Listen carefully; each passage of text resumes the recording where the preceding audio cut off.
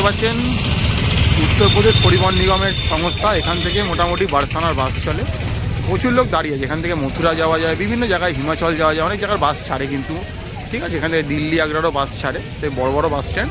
এখান থেকে আমরা বারসানা যাবো বলে দাঁড়িয়ে আছি। বারসানার বাস এলে আমরা বারসানার দিকে রওনা দেবো। এখান থেকে বারসানা মোটামুটি 50 কিলোমিটার, মানে এখান থেকে বারসানা বাস স্ট্যান্ড যেটা সরকারি 50 কিলোমিটার। তো আমরা যাব, কত কি ভাড়া পড়ছে সবই আপনাদের মোটামুটি বলে দেবো, দেখতে থাকুন।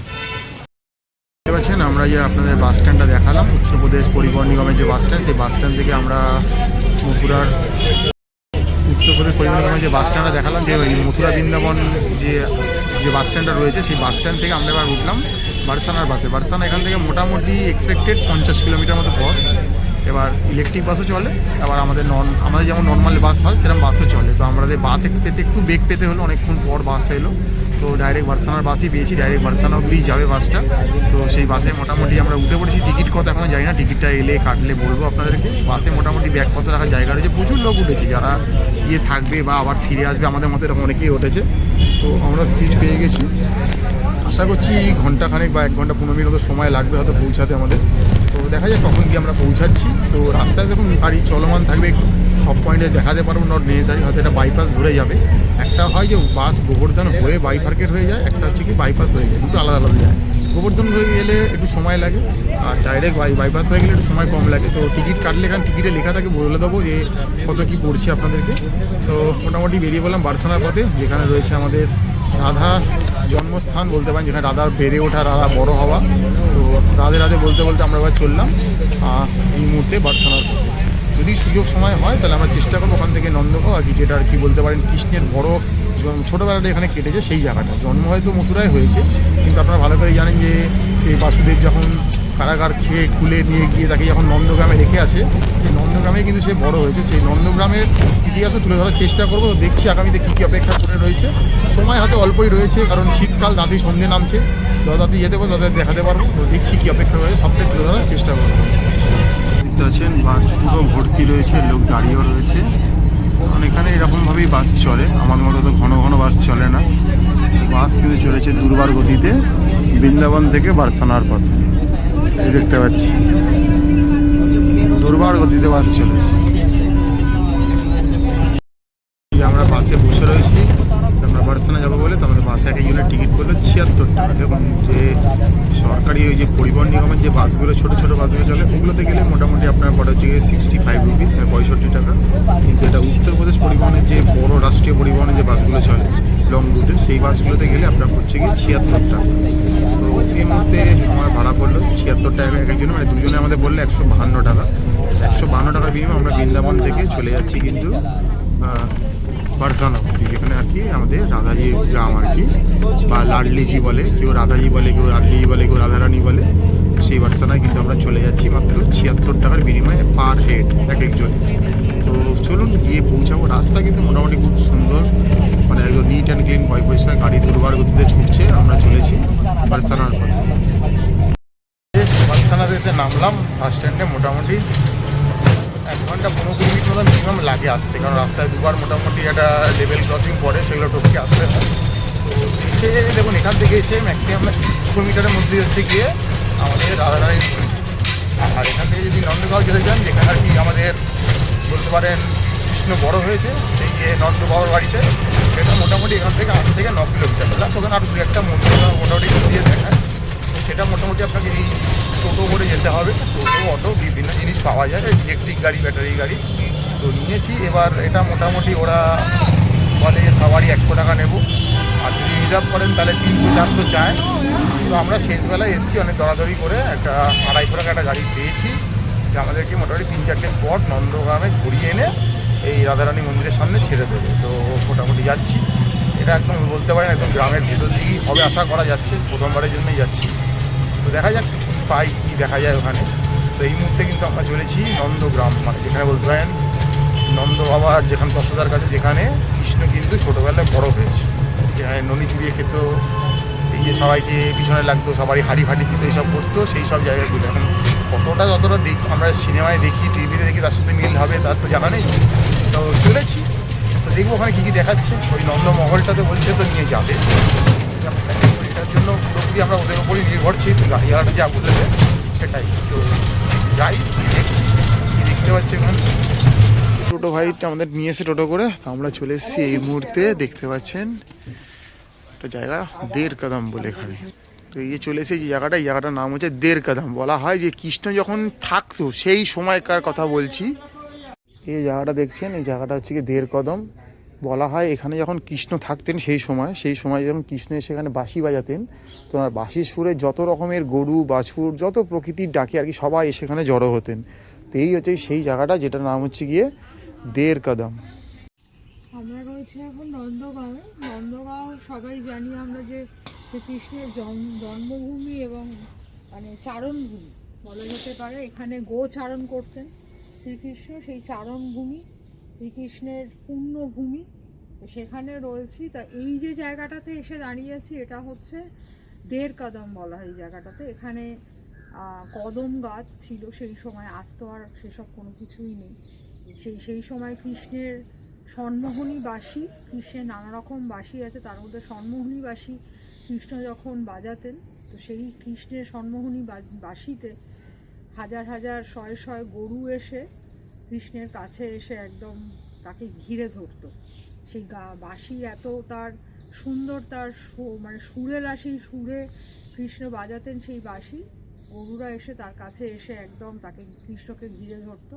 আর এখানে যে কদম গাছগুলো ছিল সেই কদম গাছ সেই কৃষ্ণের বাঁশির সুরে একদম সম্মোহন সুরে এত মোহিত হয়ে গিয়ে সেই কদম গাছের ফুল আরও সুন্দর করে ফুটতো।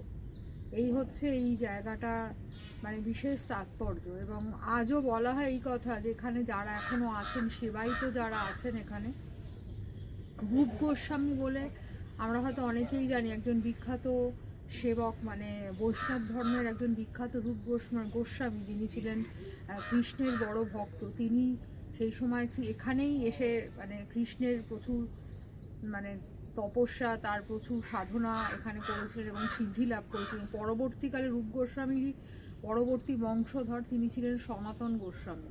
তিনিও এইখানে এসে প্রচুর মানে ভগবান শ্রীকৃষ্ণের সাধনা উপাসনা প্রচুর এখানে করেছিলেন। এবং শুধু তাই নয়, এমন কথাও শোনা যায় যে এই সনাতন গোস্বামী মানে এমন কোনো একটা দিন দুপুরবেলা অভুক্ত অবস্থায় ছিলেন এবং সেই সময় কোনো একটি কন্যা এসে তার কাছে সেই অভুক্ত অবস্থায় তাকে সেই এক বাটি পায়েস দিয়ে যায়। সেই যে কন্যাটি হঠাৎ করে এসেছিল, এসে পায়েস দিয়ে উধাও হয়ে যায়, সেই কন্যাটি আর কেউ নয়, স্বয়ং রাধারানী ছিলেন।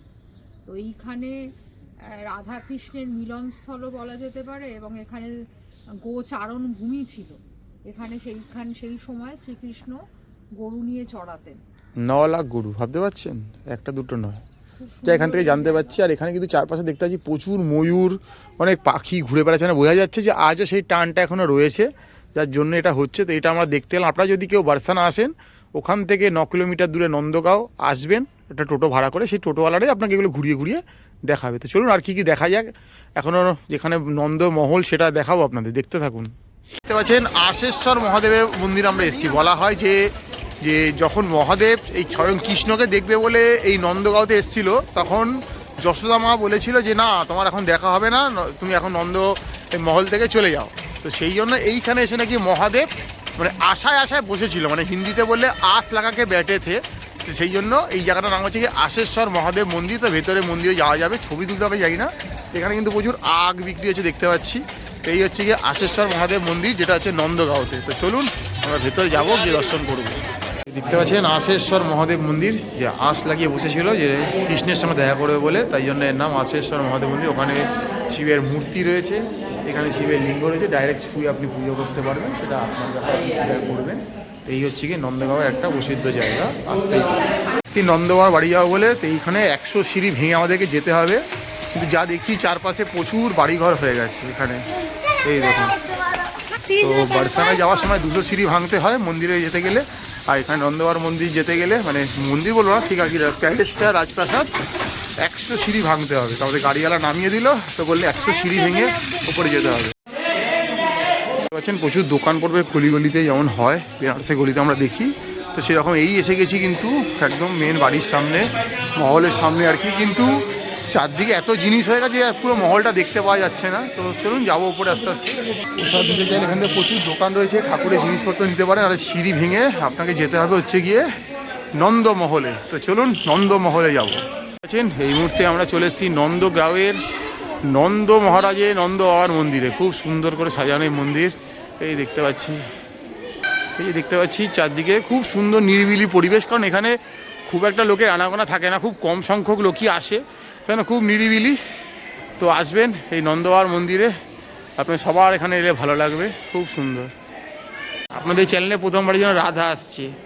রাধে রাধে, রাধা সেজে এসছে, রাধা গো, রাধা সেজেছে গো। নন্দ বাবার মন্দিরে দেখতে পাচ্ছি এই বাঁ দিকে, ডান দিকে হচ্ছে একটা নন্দ বাবা, মাঝখানে চলে যাবে ঘাটের ঘোড়া চলে যাবে। আপনি দেখছেন নন্দ বাবা, মাঝখানে হচ্ছে গিয়ে এদিকে হচ্ছে যশোদা, দেখতে পাচ্ছি। দেখিয়ে দিলাম আপনাদের নন্দ বাবা, কৃষ্ণ আর তো ইয়ে দেখতে পাচ্ছেন। আপনাদেরকে মন্দিরটা ভেতরে তো বেশি গুণ দেখানো যায় না, ছবি দেখালাম যেটুকুন, সেটা তো ওইখানেই আর কি মানে বলতে পারেন। দেখুন কৃষ্ণের তো জন্ম হয়েছিল মথুরাতে, আমরা জানি।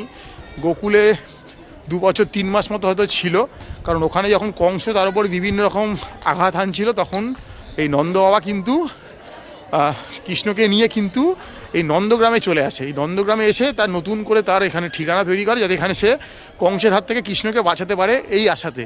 তো এই যে দেখছেন এই মন্দিরটা, এই নিচেই কিন্তু মা যশোদা কিন্তু প্রত্যেকদিন কৃষ্ণকে খেতে দিত, তাই এটাই নন্দ বাবার কৃষ্ণের মন্দির। তো নন্দগ্রামে এলে এটাই কিন্তু মেন দেখার, এটাই দেখবেন আপনারা।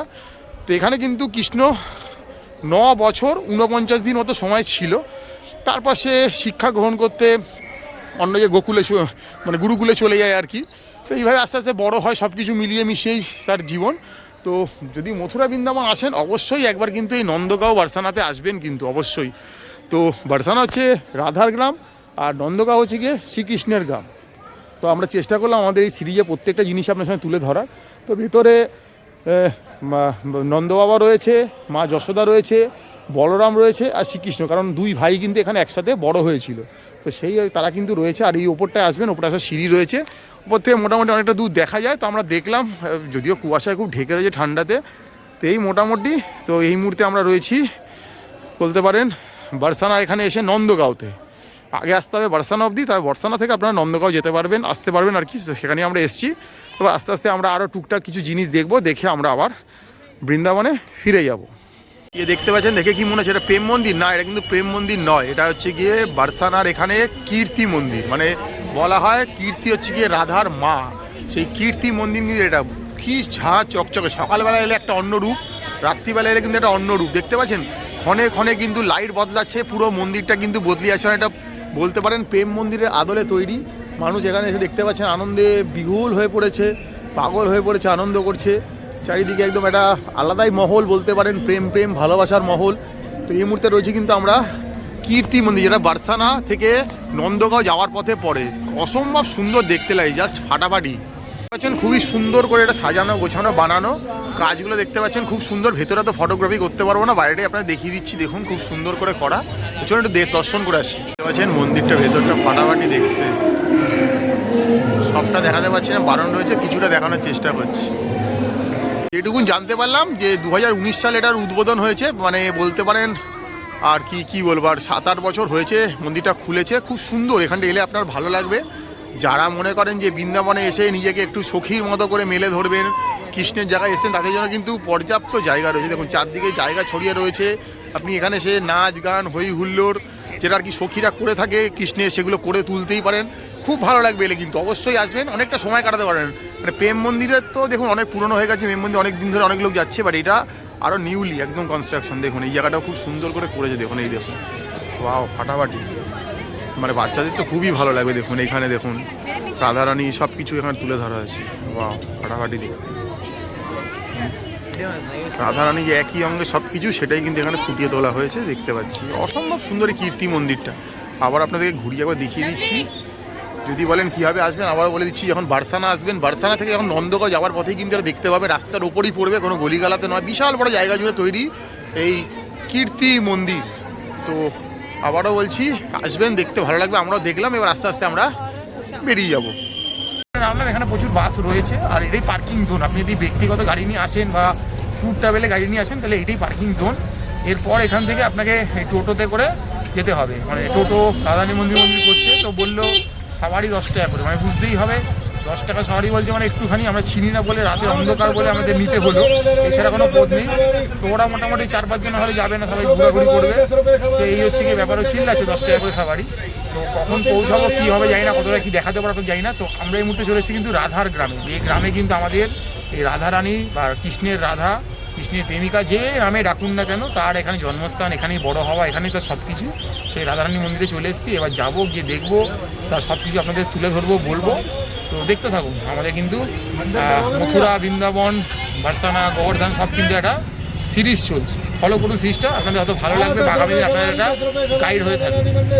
দেখুন বার্সানাটা গেট, আমরা টোটো করে এলাম, টোটো এখানে নামিয়ে দিল, সেখান থেকে মন্দির বলছে আর 30 মিটার হেঁটে গেলেই সিঁড়ি শুরু হয়ে যাবে। কেউ বলছে 400 সিঁড়ি, কেউ বলছে 300, কেউ বলছে 200, কিছুই বুঝতে পারছি না। তো মোটামুটি গিয়ে বলবো। আর যদি কেউ মনে করেন বয়স্ক লোক, হাঁটুর প্রবলেম, সিঁড়ি ভাঙতে পারছে না, তাহলে কিন্তু বাইক পরিষেবা আছে। ওই মোটামুটি 200-250 টাকা নেবে, বাইকে করে আপনাকে নিয়ে যাবে। তো বাইকে ডবল ক্যারি হয়। তো জায়গাটা আসার দেখি খুব জমজমাট। হ্যাঁ, মানে যে রাস্তা দিয়ে এলাম রাস্তাটা খুব নিরিবিলি ছিল, বাসে ভিড় ছিল দেখা, বাট জায়গাটা খুব জমজমাট দেখতেছি। বাইকের কিন্তু খুব রমরমা রয়েছে, বাইকে করে রাধারানী মন্দির নিয়ে যাবে। আর পাশে দেখুন আমার চারদিকে দোকানপাট বসে গেছে, কিন্তু যেমন একটা মন্দিরের সামনে দোকানপাট থাকে সেটা কিন্তু বসে গেছে। আপনাদের ব্যাক ক্যামেরায় দেখাচ্ছি, দেখুন ব্যাক ক্যামেরা দেখুন, সব ঠাকুরের জিনিসপত্র পাওয়া যায়, পুজোর প্রসাদ এইসব পাওয়া যায়। তারপরে এখানকার দেখতে পাচ্ছেন ড্রেস, গোপী ড্রেসগুলো পাওয়া যায়, সব এসব পাওয়া যায় মোটামুটি। তো অনেকটাই রাত হয়েছে, বা দেখতে হবে যে আমরা কখন পৌঁছাচ্ছি, কি করছি। তো অনেকটাই পথ যেতে হবে মনে হচ্ছে এখনও, ঘড়িতে মোটামুটি কিন্তু 6:30 মতো রাত্রি বেজে গেছে, সন্ধ্যে আর কি বলতে পারি। তো মানে এখানে ঠান্ডা এত যে কন্ট্রোল করাই যাচ্ছে না ব্যাপারটা। তার মধ্যে ধরুন পাবলিক ট্রান্সপোর্টের একটু এদিক ওদিক ব্যাপার থাকছে। তো ভালোই কিন্তু ভিড়ভাড় রয়েছে দেখতে পাচ্ছি, এমন না যে কিন্তু নিরিবিলি, ভেবেছিলাম খুব নিরিবিলি, বাট প্রচুর জমজমাট। যা দেখি যখন ফাস্টফুড খাবার দোকান থেকে শপিং স্টোর থেকে সব রয়েছে কিন্তু এই দেখুন থরে থরে সাজানো।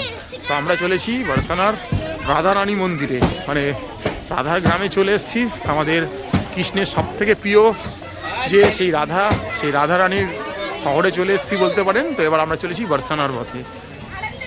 এই যে আপনাদের জুম করে দেখাচ্ছি, ওইখান থেকে আমরা হাঁটা শুরু করেছিলাম, সিঁড়ি কিন্তু হাঁটতে হাঁটতে আমরা অনেকটাই চলে এসেছি মোটামুটি। তো সিঁড়িতে কিন্তু প্রচুর খাবারের দোকান রয়েছে, ঠিক আছে, প্রসাদের দোকান, খাবারের দোকান। আর এই যে লম্বা সিঁড়ি উঠে যাচ্ছে, এই সিঁড়িতে হয়তো দোকান পাওয়া যাবে। তো চলুন, ভাঙতে হবে। এই জন্য দেখতে পাচ্ছেন মোটামুটি আমরা ওই সদরের সিঁড়ি ভেঙে এলাম, সামনে আরও কিছু সিঁড়ি রয়েছে, কারণ এটা তো মোটামুটি একটা পাহাড়ের ওপরে। মানে এতক্ষণ আমরা যেগুলো ঘুরছিলাম মথুরা, বৃন্দাবন, সেগুলো সব সমতলে ছিল, বাট এই বার্সানায় এসে এই যে রাধার যে মন্দিরটা, রাধারানী মন্দির, তো সেটা মোটামুটি একটু পাহাড়ের ওপরে। তাই অনেক কটা সিঁড়ি ভেঙে উঠতে হলো, একটু সময় লাগবে। বাট শীতকালে এলে হয়তো কষ্ট হবে না, গরমকালে এলে আবার রোদের তাপটা লাগবে, শীতে আবার ওপরে উঠলে ঠান্ডার প্রভাবটা থাকে। তো সবই মিলেমিশে আছে। তো আমরা আস্তে আস্তে যাচ্ছি ওপরের দিকে। তো মোটামুটি অনেক প্রথম সিঁড়ি একদম নিজে জুতো খুলবেন না, চেষ্টা করবেন সিঁড়িটা ভেঙে ওপরে চলে আসতে। ওপরে এসে জুতো খোলা কিন্তু অনেক জায়গা রয়েছে, সেখানে এসে জুতো খুলতেই পারেন। তো যাই, গিয়ে দেখি কি দর্শন করছি। আশা করছি মন্দিরের ভেতরে ছবি হয়তো দেখাতে পারবো না, বাট যতটা পারবো দেখানোর চেষ্টা করব। আর এটা সম্বন্ধে যেটা বলার সেটা বলবো আমরা। তো এই মুহূর্তে কিন্তু আমরা রয়েছি বার্সানার রাধারানী মন্দিরে। দেখতে পাচ্ছেন মন্দিরে চলে এসেছি, আর এই হচ্ছে রাধারানীর মন্দির। দেখুন জুম করে দেখাচ্ছি, দেখুন ভালো করে। এই মন্দিরে কিন্তু লাটমার হোলি হয়ে থাকে, দেখতেই পাচ্ছেন, মনমোহিনী লেখা রয়েছে, রাধারানী।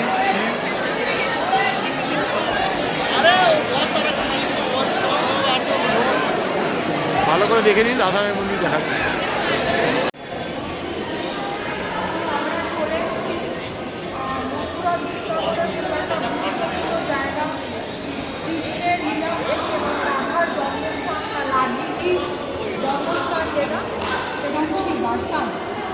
বার্সানা রানী যাকে বলে, সেই রাধারানী জন্মস্থানে আমরা চলে এসেছি। তো সেই জায়গাটা আপনাদেরকে মন্দিরটা মানে দেখালাম। আরও এই মন্দিরের মধ্যে আরও বেশ অনেকটা জায়গা।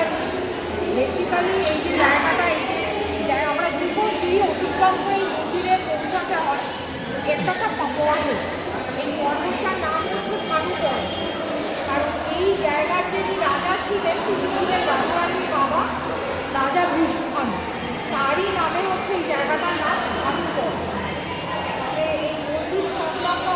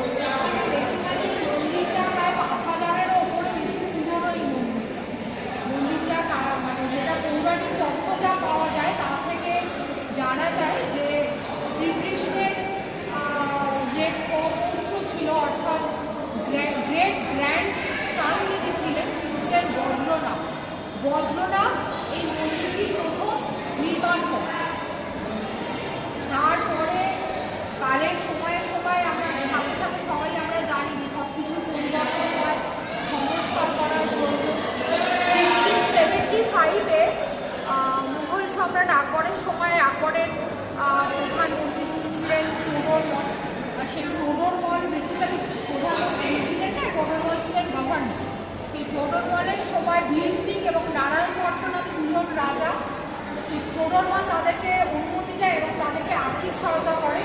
তাদের সেই সহায়তায় এই বীরসিং এবং নারায়ণপট্ট এই মন্দিরটার সংস্কার করেছে। তো এই মন্দিরকে ঘিরে পৌরাণিক নানা রকম কাহিনী, ইতিহাস অনেক কিছু আছে। মানে এইখানকার বেশ কিছু উৎসব, তার মধ্যে একটা হচ্ছে লাঠমার হোলি। লাঠমার হোলিটা খুব বিখ্যাত, সেই যুগ যুগান্তর ধরে ক্রেতা যুগ থেকে চলে আসছে, আজও চলছে অদ্ভুতভাবে। যে লাঠমার হোলি আজও চলে। তবে বৃন্দাবনের এই যারা নারীরা আজ বর্তমানে আছে তারা রাধা রানী প্রতিনিধিত্ব করে, আর যারা নন্দগাঁওতে আছে বা যারা মথুরা বা বৃন্দাবনের অন্যান্য জায়গা থেকে আছে তারা কৃষ্ণের প্রতিনিধিত্ব করে। তারা কৃষ্ণের প্রতিনিধিত্ব করে বিভিন্ন পুরুষরা এখানে আসে নারীদেরকে নানা রকমভাবে অভিনয় বিনয় তাদের সাথে প্রেম নিবেদন আবেদন করতে। আর এখানকার নারীরা তাদেরকে লাঠি মেরে, নানা রকম খেলার ছলে লাঠি মেরে তাদেরকে তাড়িয়ে দেয়। এই হচ্ছে লাঠমার মানে হোলির মূল, মানে এই হচ্ছে একটা পদ্ধতি আর